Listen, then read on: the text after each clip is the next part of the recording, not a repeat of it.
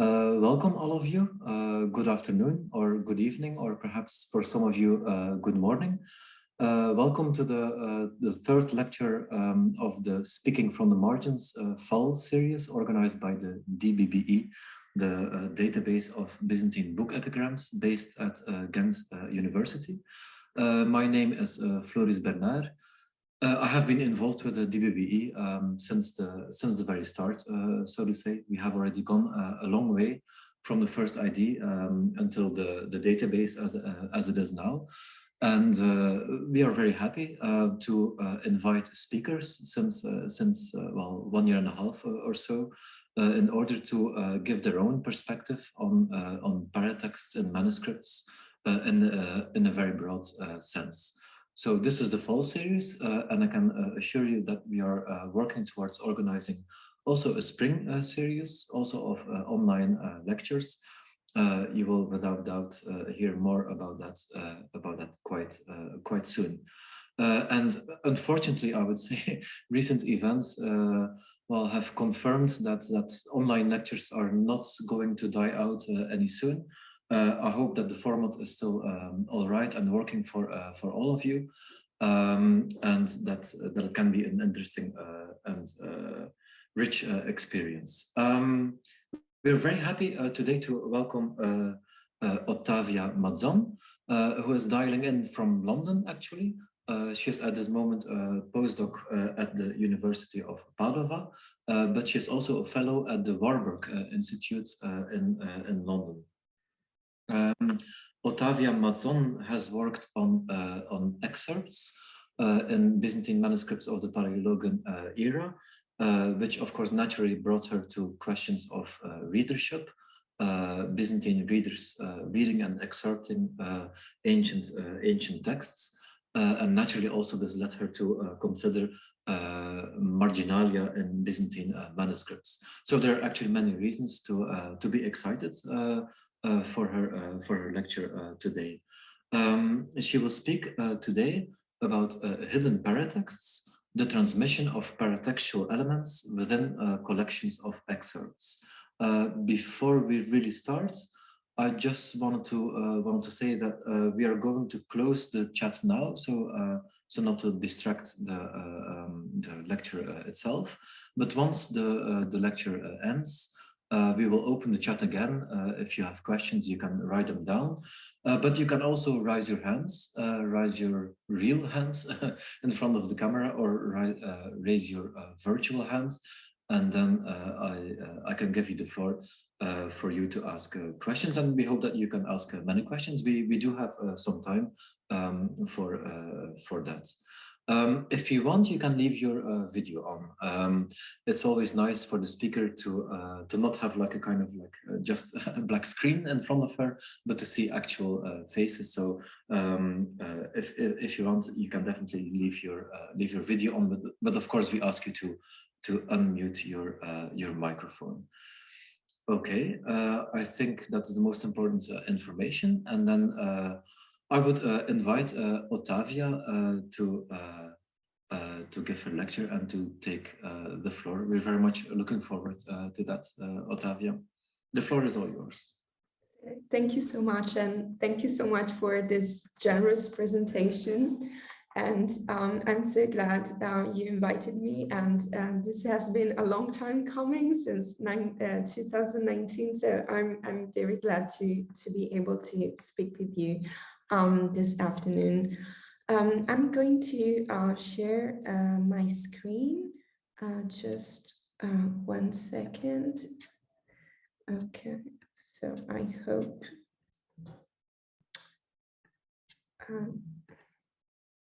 Okay, so share.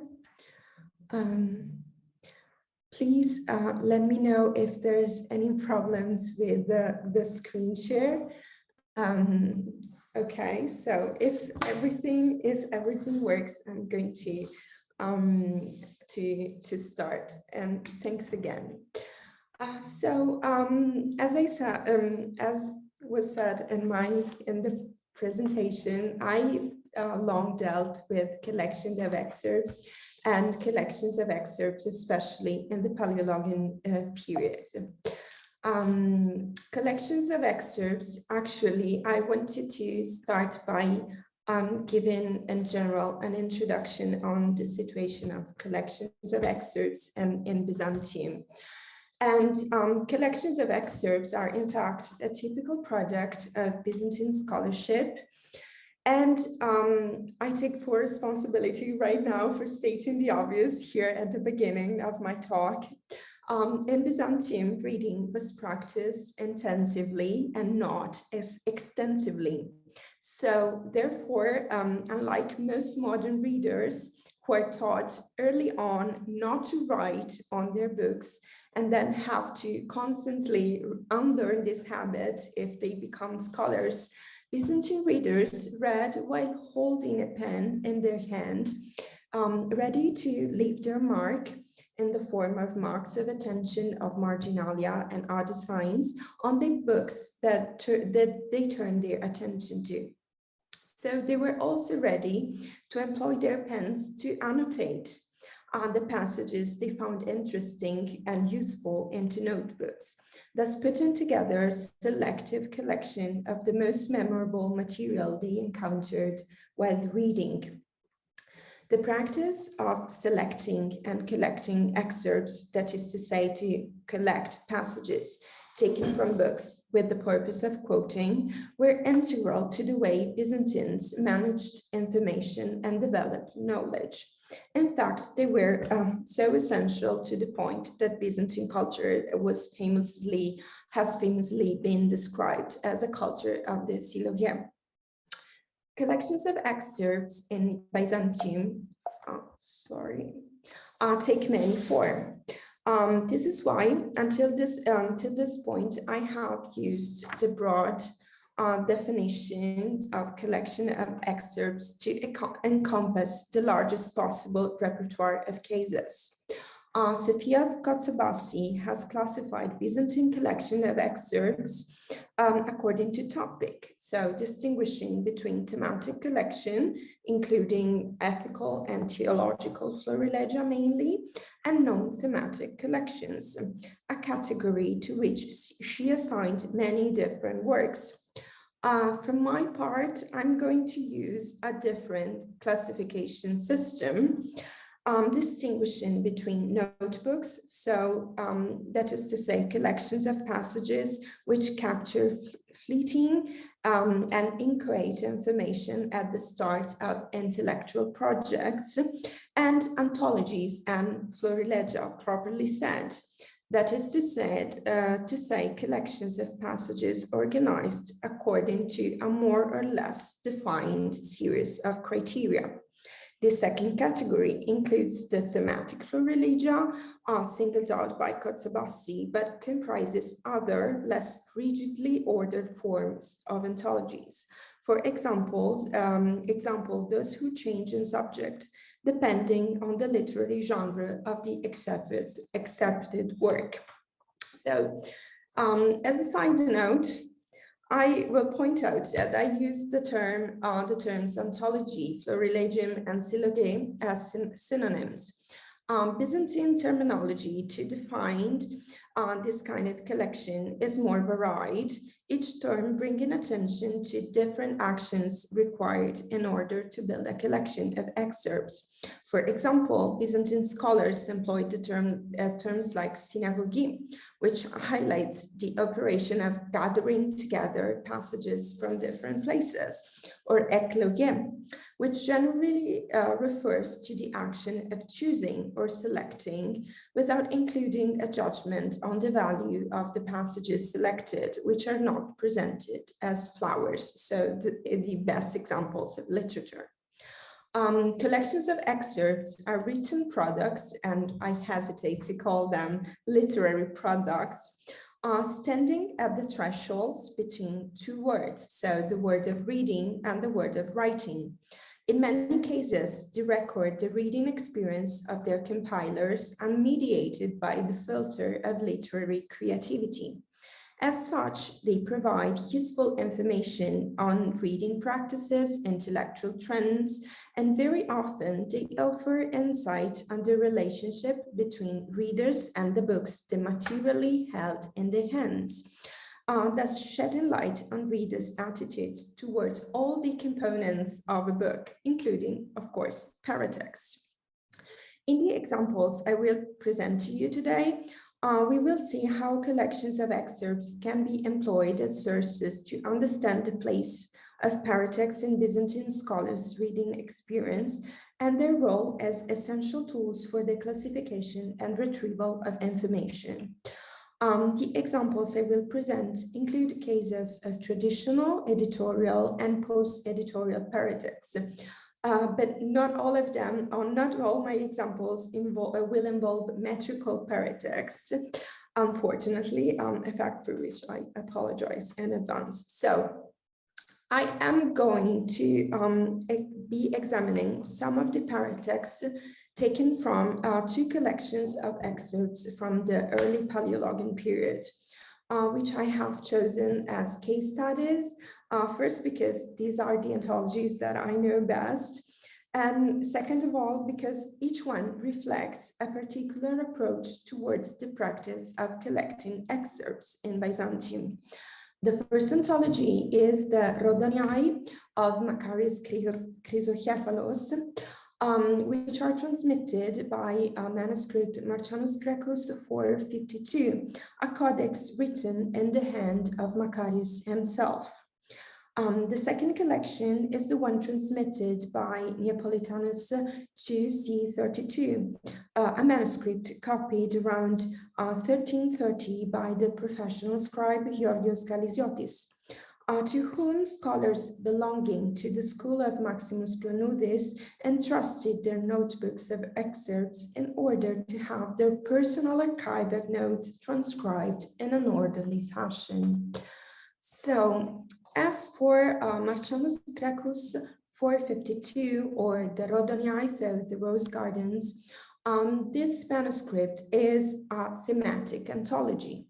It was put together around 1330, while Macarius was still quite young, and his intention was to collect quotations for his own moral edification. He divided his collection of excerpts into two gardens, one devoted to prose and one devoted to poetry, and even provided the anthology with a prologue of sorts. This prologue, here in the slide, you can see the picture of the first page of the prologue, and here is the transcription, which I'm not going to read, don't worry. The prologue is the first paratext we encounter in the Marcianus. It consists of a prayer entirely composed of excerpts from the scriptures, mostly from the Psalms and the Book of Wisdom. This whole group of quotations and excerpts is weaved into a new text. As you can see from the color scheme, I built up a puzzle of the whole text of the prologue. This prologue is a case of authorial paratext, and it was added by after the copy of the excerpts themselves into a separate folio glued to the first quire of the manuscript. Within the anthology itself, Macarius was always careful in preserving paratexts of the work he read in order to compile his selection. So here in this slide, you can see the details of a couple of folios of the anthology. On the left, you can see the beginning of the collection of excerpts from Lucian of Samosata. Macarius recorded Lucian's name, so Lucianum Rectoros, in the blue bubble. And on the side, the title of the work he excerpted, the first one being the Tragopodagras. On the right, I put one folio from the collection of excerpts that Macarius compiled from Stobaeus. So this is a case of an anthology compiled already on anthology. Macarius records the title of each chapter and also the order number that the chapter had in Strabio's original work. But the analysis of the Rodoniae sheds light on a couple of paratexts which are not clearly marked as such in the anthology, but reveal themselves when the direct tradition of the excerpted text is taken into account. Macarius collected in particular excerpts from the corpus of the late antique rhetorician Coricius. In the slide on the folio on the right, you can see the beginning of the Coricius anthology. This collection of excerpts is prefaced with the chapter of Photius' Bibliotheca devoted to Coricius, and the Photius chapter is on the left side of the slide. Nothing in the Rodoniae marks this second text as a paratext.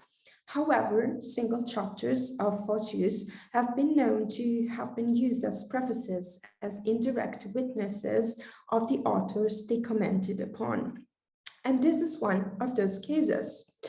The model used by Macarius to compile his anthology, it's a surviving manuscript. It's Matritensis 4641, of which I put a photo here. This codex contains Photius' chapter at the end on folia 187 verso 188 recto. In the slide, you can see the identification of the Photian text, which is wrong, but this is chapter 160 of the Bibliotheca. So this speaks about Coricius.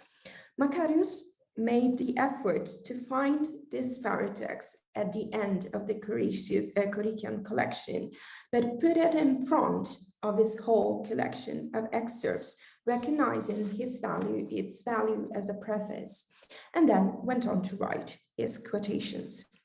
In this way, the Rodoniae transmits a traditional paratext in some form, but hiding in a paratext that actually hides because it's not marked as such. Let me turn to the second example, the example of the Neapolitan manuscript, which is a far more complex case. As I said earlier, the Neapolitanus is an archive of notebooks transcribed by professional scribes as a fair copy.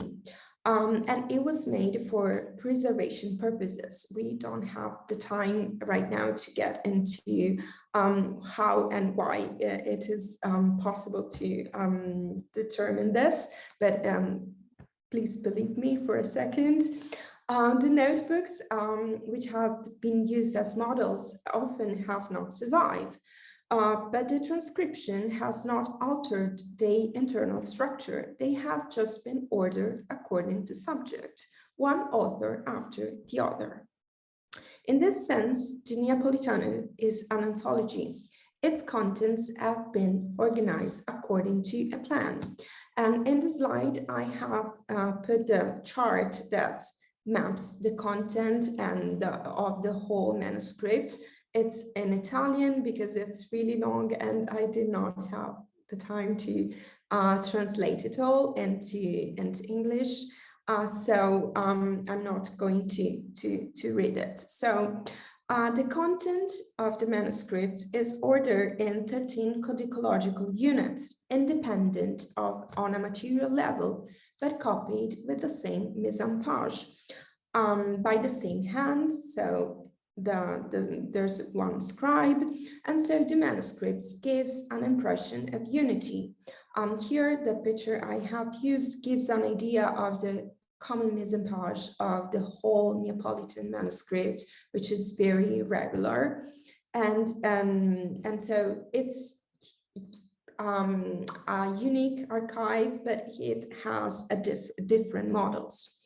The units are ordered as such. First, the collection of excerpts from the Bible, which is unit 1. Second, the church in units 2 to 8, There's a collection of excerpts from the Church Fathers and other Christian authors, ordered according to chronology. And then units 9 to 13 preserve the excerpts of profane authors in different literary genres, starting from Philo and Josephus, the usual cultural bridges between Christianity and non-Christian literature. Units 9 and 10 in particular preserve one of the largest collections of excerpts from classical pagan author of the early Paleologan period. And Unit 13, the last one of the manuscript, contains a summary of the Iliad entirely composed of excerpts. And this Unit 13 will be my main example, the final one. So as I said, manuscript Neapolitanus 2C32 is a fair copy of pre-existing notebooks, but it is just that, a copy, a fact that we must always take into account while analyzing its contents in search of paratexts, especially when we are searching for paratexts in the notebooks of which it is the sole testimony.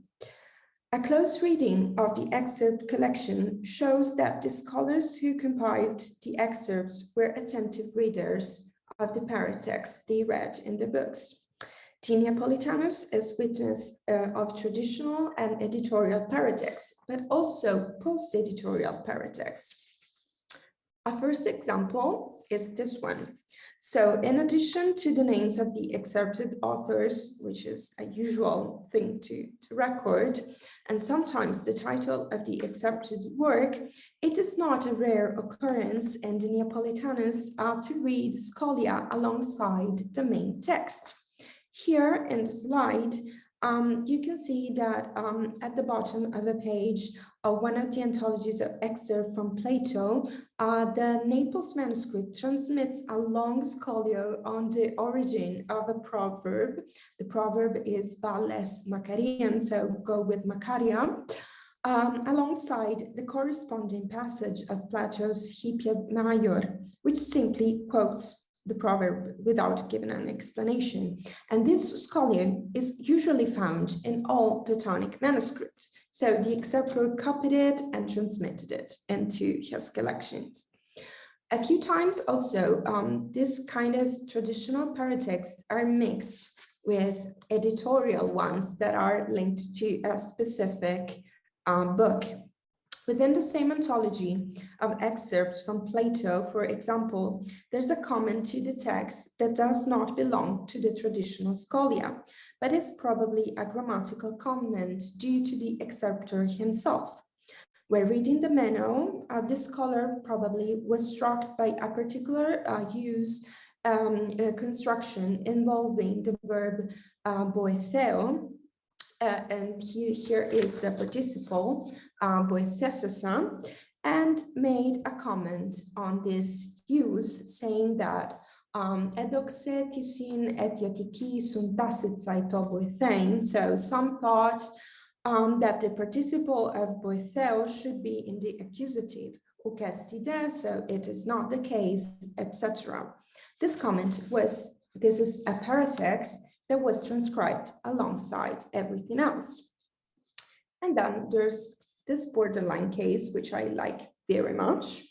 The Neapolitanus copy transmits semeiose before an excerpt from Basil of Caesarea.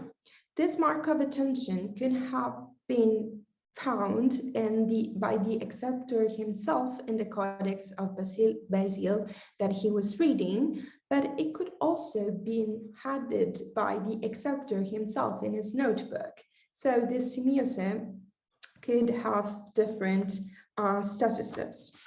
But the most frequent type of paratext belongs to the post-editorial category.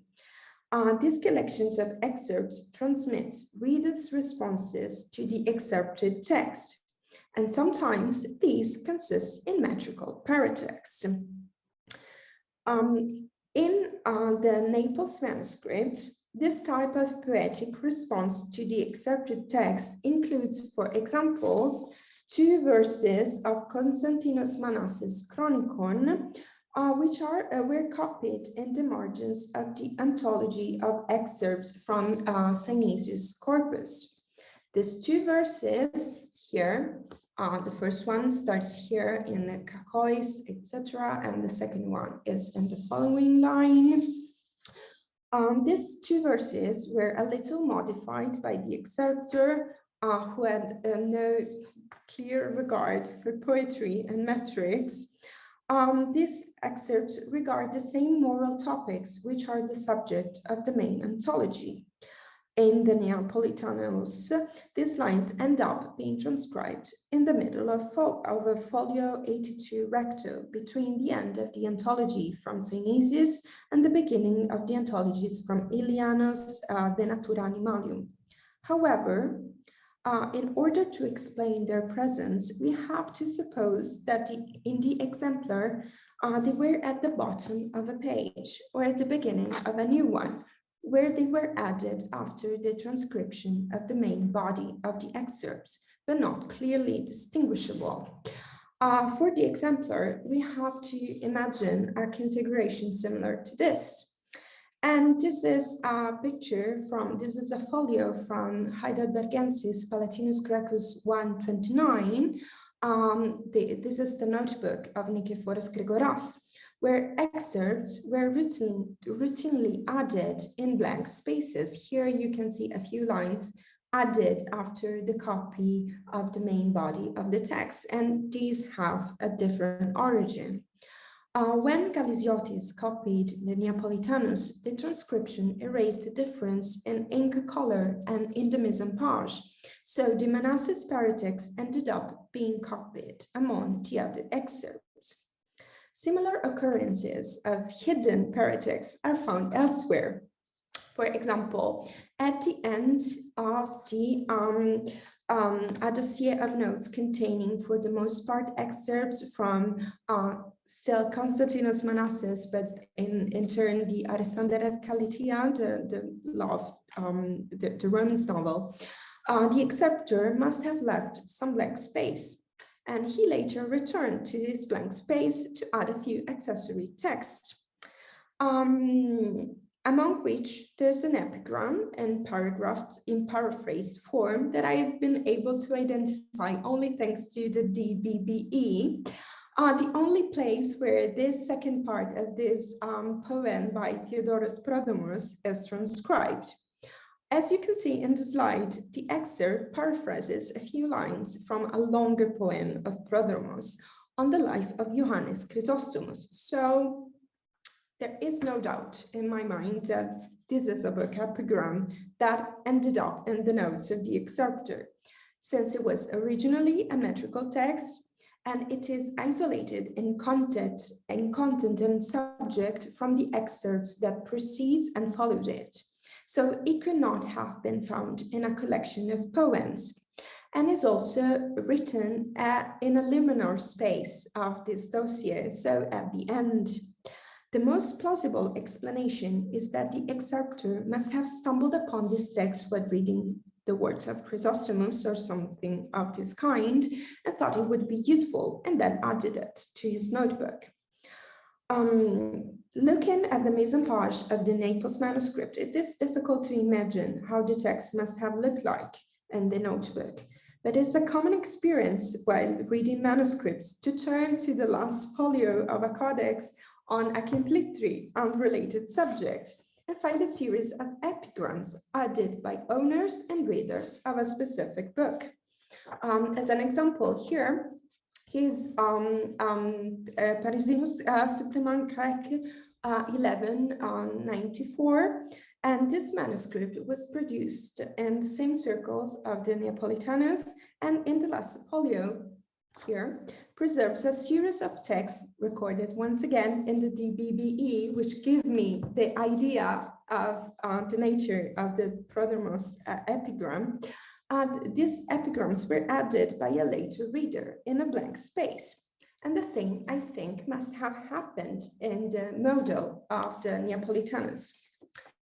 And finally, let me turn briefly to Unit 13 of the Naples manuscript, which as I said, contains a summary of the Iliad, unlike any other I have encountered, because its text is entirely composed of paratexts. The compiler put together, one after the other, a series of hypotheses pertaining to each book of the Iliad and prefaced them with a short text, 1 folio in length. Here you can see the beginning, summarizing the cause of the war and the first years of the conflict. In the Naples manuscript, the hypotheses to each book have turned, of course, into the main text. They are no longer paratexts, they are copied and transcribed in black ink, so they are the main body of the text.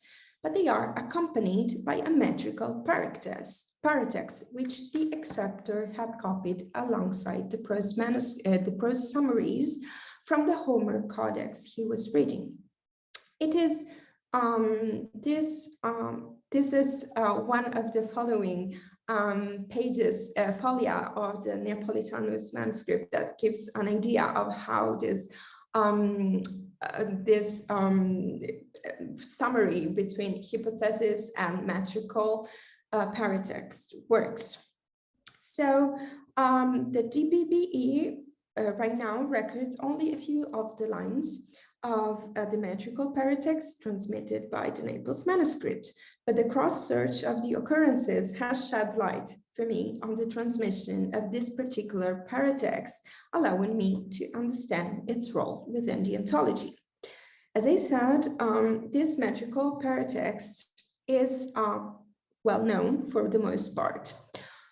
This summary of the Iliad in poetic form also knows an independent tradition within the Greek anthology.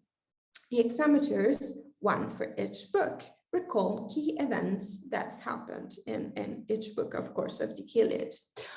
This is the transcription of the whole poem as it is in the Greek anthology. I'm not going to read it, but this is how basically it works within the Neapolitanus. So the metrical summary, copied one by line, recalls and starts with, of course, the number of the book, except the one devoted to book Iota, and then there's a list of events. For example, Alpha contains the prayers of Croesus, the plague, and the quarrel of kings, or there's just like in books Epsilon or books Zeta, there's just recalling of a single event that's important in the book. This metrical paratext was transmitted in many Homeric manuscripts. The metrical summaries are even recorded by Eustathius at the beginning of his commentary of each book. The wide circulation of this paratext prompted editors and readers to frequently change the text according to the information they deemed important. Eustathius' commentary itself is witness to quite a few lines that are different from the one in the Greek anthology. And in the second column of this slide, I have, as you can see, like where the differences are, and they are concentrated in the second part of the poem. The Neapolitanus is a witness to even an ever-increasing number of new re-elaborations.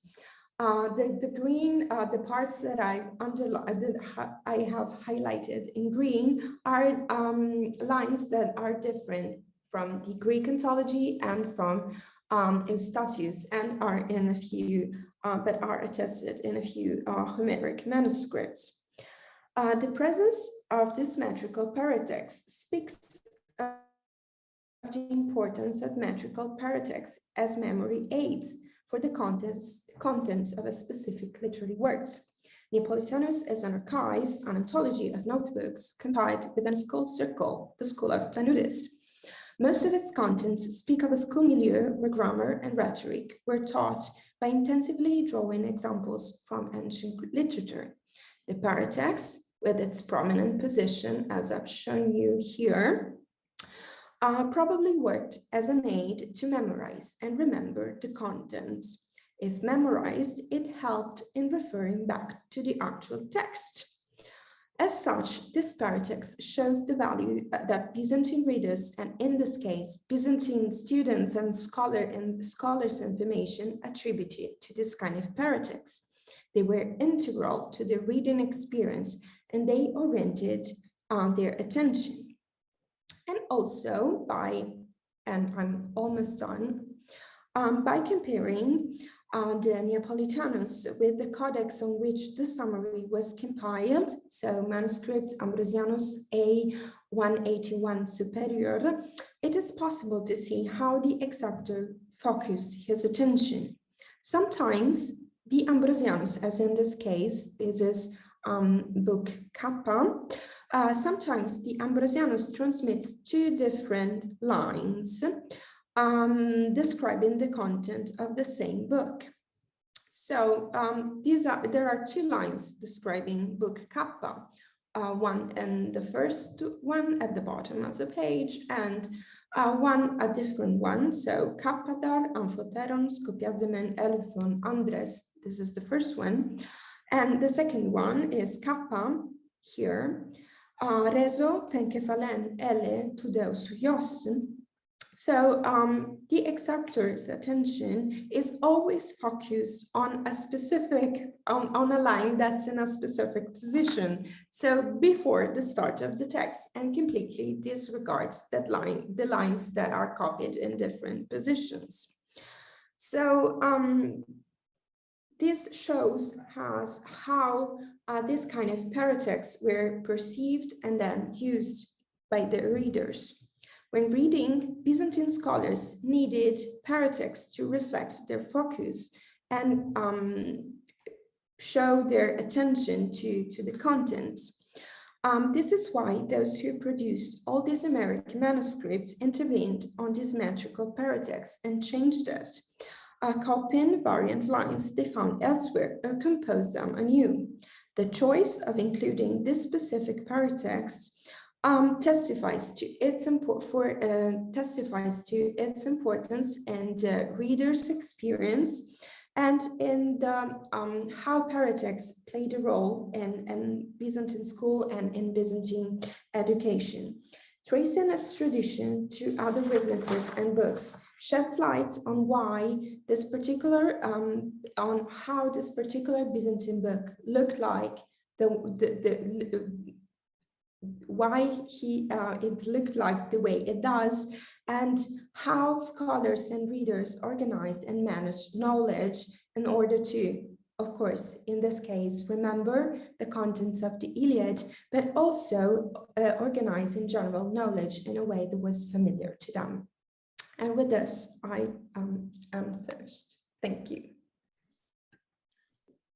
Thank you very much, Ottavia, for this very interesting lecture. Yes, I mean, Thank you so much. Not in the real room, but we can still applause. Thank you very much. There were many interesting elements in your lecture. I'm sure there will be many questions. So if you want to ask questions, you can just raise your virtual hands, and then I hope that I can see that hand and give you the floor, or you can also write down your question in the chats.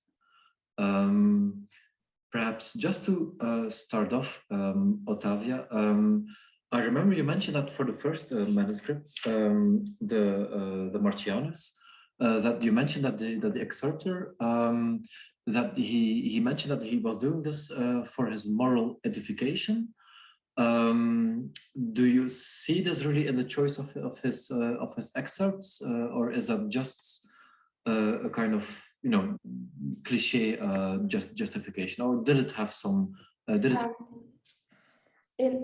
Actually, in the second part of the Rodoniai, there's a whole group of excerpts that speak about the life of the monk and how monks should live, and we know that around 1328, 1330, it was then that Macarius actually became a monk, And so we can actually trace this to his person, to his biography. So not in general, because there are many excerpts that are generally ethical. They talk about and they speak about envy or other virtues or vices in general, as it's typical with moral florilegia.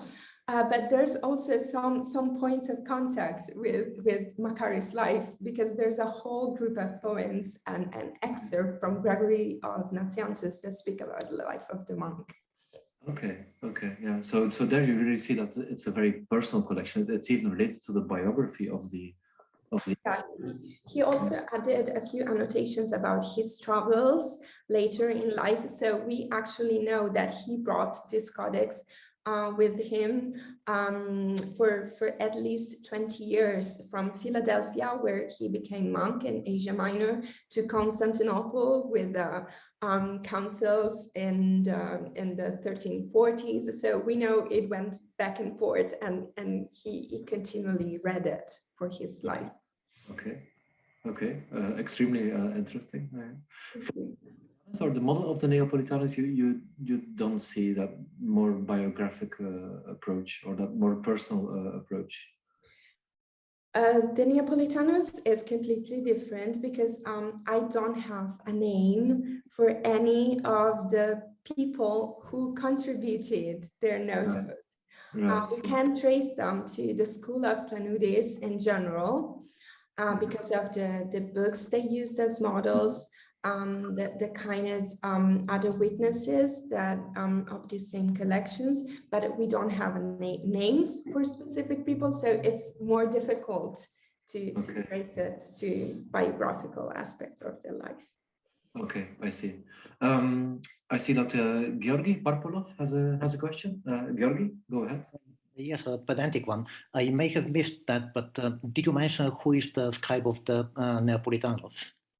Yes, it's Georgios Galesiotis. Yes, exactly. Yeah. Thank you very much. Yeah. Thank you.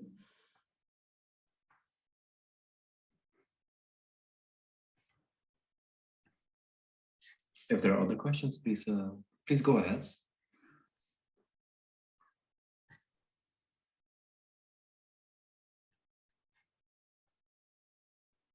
So there you would see in that example of Galesiotis, he is more working in a kind of mechanical way. Then he's just copying that notebook, and sometimes even when he copies them, these paratexts kind of mindlessly. If I could put it like this, is this some kind of like, was he distracted? Did he not pay that much attention, or was he just doing his job? How would you explain? I think he was just doing his job. Right. I think he belonged in general to the scholarly circle that put together these notes. But I think he was just doing his job at this point. He was a professional scribe. He's very well known at the first half of the 14th century. And so he is often not the most reliable scribe in preserving the structure of the original notebooks. Right. Grigoras had access to some of the notebooks that actually ended up in the Neapolitanus in some form, and he was actually more attentive in preserving the division between text and paratexts, and preserving scholia and transmitting them in a way that was more respectful of the original exemplars, in a way. Yeah, right.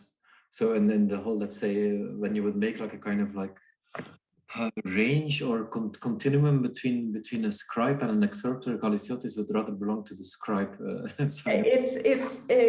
the case of Galesiotis, it's somehow easy because he was just doing his job, and it's evident. But in other cases, it's very complicated to see who is the acceptor and who is the scribe, and if they are not the same person. Yes. Yeah. Okay. I see.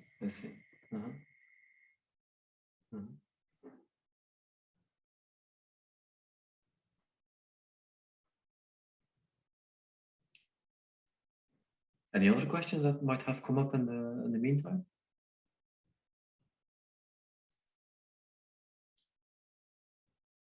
I've stunned everybody into silence.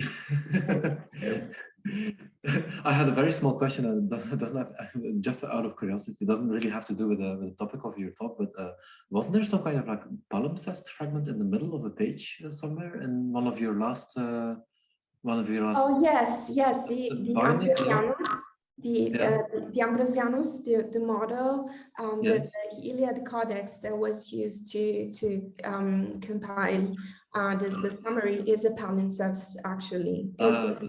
Copied, the later text is end of the 13th century, and okay. but it's a palimpsest, yes. Yeah.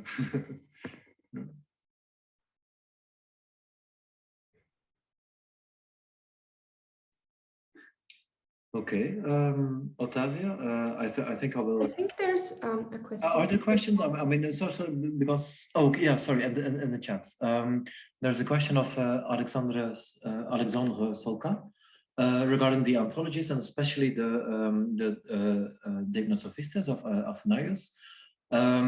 Would you have found supplementary fragments in manuscripts related to it? So manuscripts of the Deipnosophistes that adds to the fragments, perhaps. I have not studied the tradition of the Deipnosophistes in this sense, but I don't. The Neapolitanus and the other collections do not have fragments that integrate the text of the Deipnosophiste. I would very much like to add to the text of the Deipnosophiste, especially in the first part, of course. We all would like to add to that, but I don't think there was a readership in this particular case for the Deipnosophiste. When they read poetry, they read other collections at this point in the first half of the 14th century. And it was very much more complicated to consult the Deipnosophiste if they found a manuscript than Stobaeus. The Stobaeus already had a classification, the name of the authors, and it was very much easier to read, I think. And this, I think, one of the reasons why we don't have readers of that. Those earlier anthologies were being copied. Were they also again being excerpted? So do you have like anthologies of anthologies then in that sense? Yes, there's some independent witnesses of the same notebooks that end up in the manuscript. One is the Parisinos Supplement Grec 1194. It has a selection of the selection. Yeah. And also in the Neapolitanus, there's a whole part of excerpt from Himerius, from the Emperor Julian, and from Lucian of Samosata. And by comparing these anthologies, you can see that these were anthologies compiled on anthologies. So yes, there's a few examples of that, yes. Fascinating stuff, really. We're really happy that that you're doing research on that you're presenting it to us. If there are no further questions, but perhaps, I mean, please tell me if I'm not seeing a hand or something. It's kind of sometimes complicated to keep all the corners of your screen in view. Anne-Sophie? Or this is, I see Julian. Yeah, so since we're sharing the so this is not Anne-Sophie that you're seeing, this is Julian Bertola. Yeah, and my computer crashed. I could follow the whole thing, but when the question started, anyway, I was wondering where you were talking about the way in the opposite direction. If, for example, as I understood, the exemplar of the Neapolitanus was a notebook. Is that correct? It's an anthology copied on notebooks. It is the transcription of notebooks. the exemplar of the Napolitanus. No, the exemplar were notebooks. Yes. Okay, the exemplar were notebooks. Yes. So actually, my question is whether we can see the opposite, that the compilators left their traces in the margins, and if you could identify maybe some of the manuscripts, those compilators, for example, the one in the Napolitanus, if he left some annotations in his or her sources. Yeah, I would have loved to do that, and I tried to do that. The Neapolitanus was the subject of my PhD research, and I found a few of the manuscripts that were actually used, but not so much. These were, I think, scholars that did not have like the personality of Grigoras, of Planudes, that did not have like any qualms in writing scholia, in adding their comments, their marks of attention. I think sometimes there's a few simiose, a few marks of attention like that in the manuscript that were used, but they cannot be traced to a single hand. Sometimes I think these readers actually read the paratexts that were already added there by the copyists or by other readers, and actually made selections based on those passages that were already marked as important by someone else. For example, they used the same manuscript of Johannes Antiochianus and the epitome of Dio Cassius that was used by Planudes, and there's some coincidences in the passages that Planudes selected and marked as important in this manuscript, and they built on that. Thank you. You're welcome. Thank you for the question. There's still a question in the chats from Marco Ricardo. How the Neapolitanus improves our knowledge of the reading of the Iliads in the circle of Planudes? Okay, this is a difficult question. In a sense, we know a few manuscripts of the Iliad are copied by scribes belonging to the circle of Planudes. There's a few ones. One is the Ambrosianus, for example, and there's a few other ones.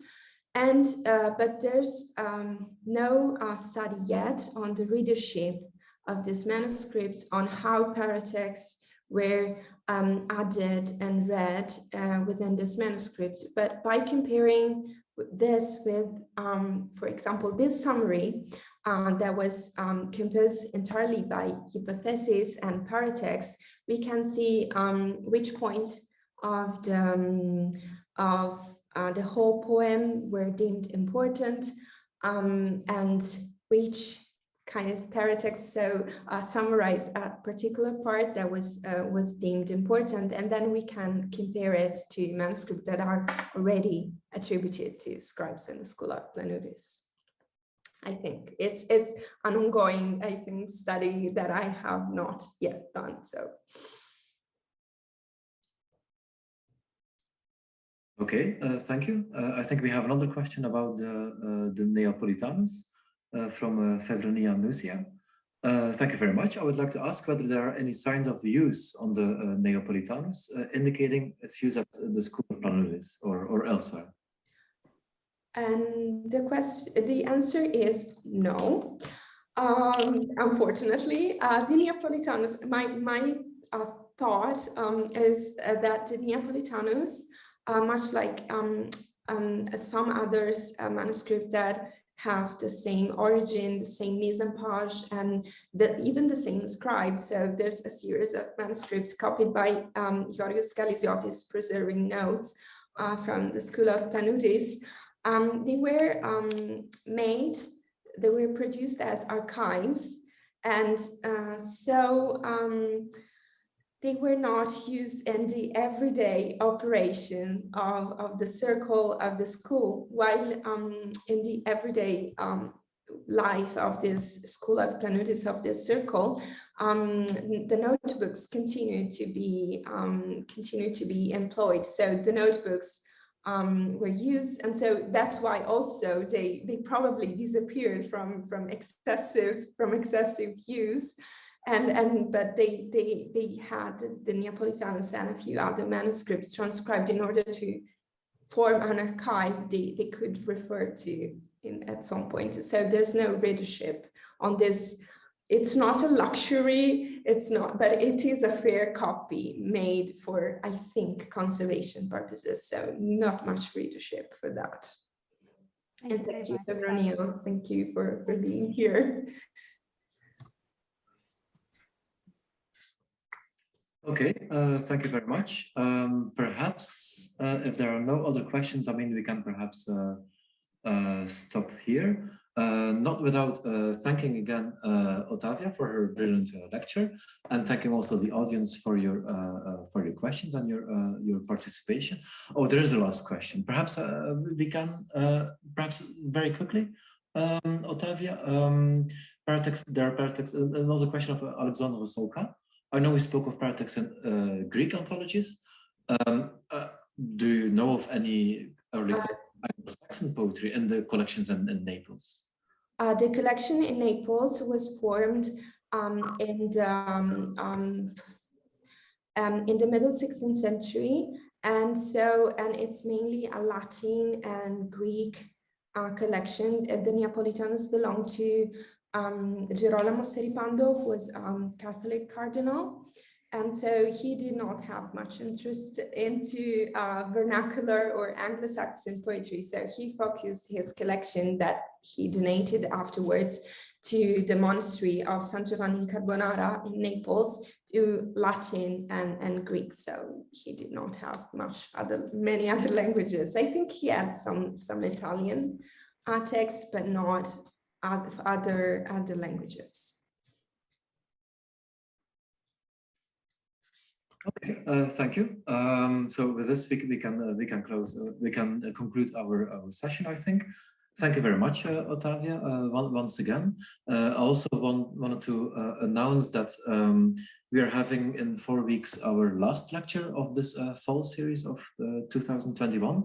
And then our own Julian Bertola is speaking. So that's again on the Tuesday at 4 p.m. Central European time. Julian is going to speak on book epigrams, verse scholia, and some limit cases, versified paratexts on historiography and their interplay. So we're also looking forward to that. I thank all of you for participating today. For once again. Very successful session of this Speaking from the Margin series, I think, and I hope to see you again. Thank you very much. Thank you so much for inviting me. It's been a pleasure talking to all of you. Thank you very much.